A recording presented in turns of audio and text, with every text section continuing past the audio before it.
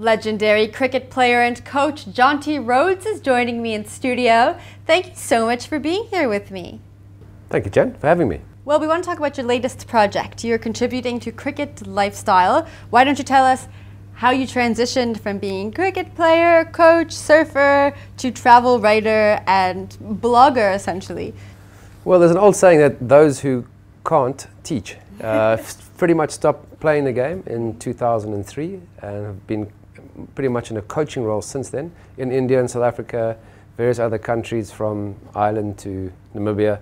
So I've seen a bit of the world with regards to being time on the other side of the boundary rope as, as an ex-player, and I'm loving the travel. I mean, that's the one thing that certainly cricket instills in you. If you don't have that sense of adventure from a new destination 3 or 4 times a year, you're in a lot of trouble because you do travel a great deal. And what I've really enjoyed about going back to India now as a coach is that as a player, the guys hardly leave the hotel. So you see the airport, the ground, that's it, in your hotel room. So I get up now, I get on a motorbike. I mean, I've been snowboarding in Kashmir, houseboating down south in Kerala of India.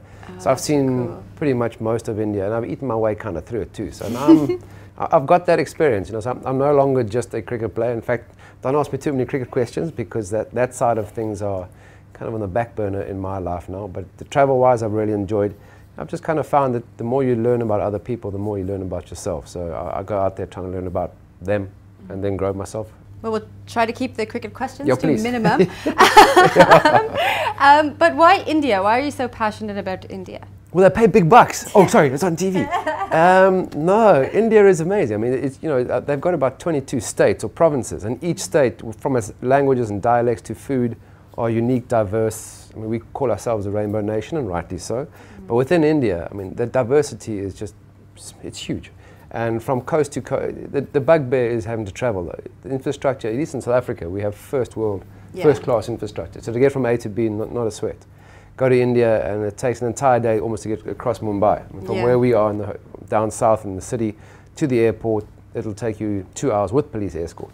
So it's a tough ask in India to travel, but once you get out of that, and once you see what India has to offer, I mean, the colours, the hospitality of the people, it's just, you know, I think we in South Africa pride ourselves as being a very hospitable nation, and service is excellent, and what we offer in a very small space, from mountains to beaches to wildlife, I don't think you can compare that, but just the vastness of India, the number of people keep bumping into, because it's just with 1 billion, it's quite hard to find an open piece of ground. So yeah, it's really good fun. Can you share with us your most memorable experience in India?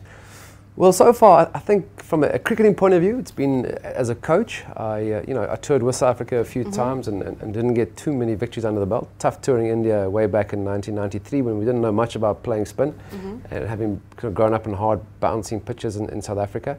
So the progression as a player took a really long time, and now as a fielding coach at Mumbai Indians, we've had a really good year last year, winning the IPL and the CLT20. So 20 over cricket, we kind of had a good year last year. But the most fun I've had in India certainly has been snowboarding in Kashmir. In fact, heli-skiing in Kashmir. And, and they kind of fly you up top of a mountain on a helicopter, very bright red. So Kashmir is disputed territory between Pakistan and India. So the Indian army just said, don't fly too close to that line because there's no guarantee you'll come back. And nothing to do with snow and bad snowboarding. Don't get too close. So some good experiences up there. But again, as I said, really hospitable people. And the further north and the colder it gets, I think the warmer they are. Well, will you be doing any other kind of travel writing for Cricket Lifestyle, or are you going to focus predominantly on India? Well, I think, you know, I've been approached by a few different people. I've worked now with Namibia. I spent some time in Windhoek with the team. I think the key for me too is I really enjoy food, so it's quite tough. I also enjoy food. I don't have the expertise, you know, I enjoy the travel side, so I like to go and try things. I'm not very good at traveling in a bus. Yeah. You know, I have to I ride a motorbike in India, which in itself is an adventure. Very dangerous. Yeah, very dangerous. And to get from A to B, you know, that's kind of, I don't have a bucket list of things to do in a wish list, but that's, for me to write something about India, to blog about something would be, you go Leh Ladakh, which is the highest passable road in the world. And it's literally on a motorbike, only just in the summer. There's sort of 2 or 3 months in the year that you can get through. The snow, it melts just enough to get your bike up and down. So that's something that is certainly on my wish list. I don't have a bucket list, but I'd like to get that done. Every time I ride a motorbike in India, I generally get joined by a couple of guys on a weekend who've, Royal Enfield is the motorbike, and they have their riding clubs, and they'll take me 3 or 4 hours out the city, sometimes 5 or 6 hours out the city. and come back. And they've all done that. It's kind of a rite of passage for anybody who owns this bullet, which is what the Indian Army used to ride, because it's fairly indestructible.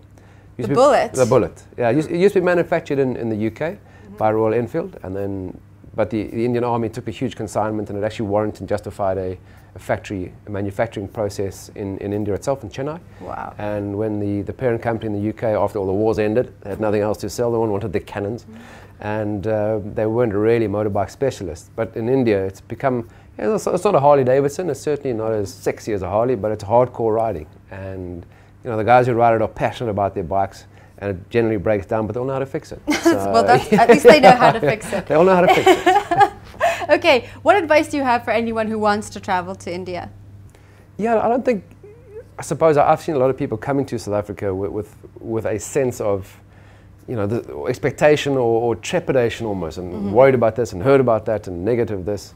And once they're here, then they leave South Africa with having had such an amazing experience and real memories. And I think the key to any travel, now, whichever country you're going to, it's less about the photos and more about the experience.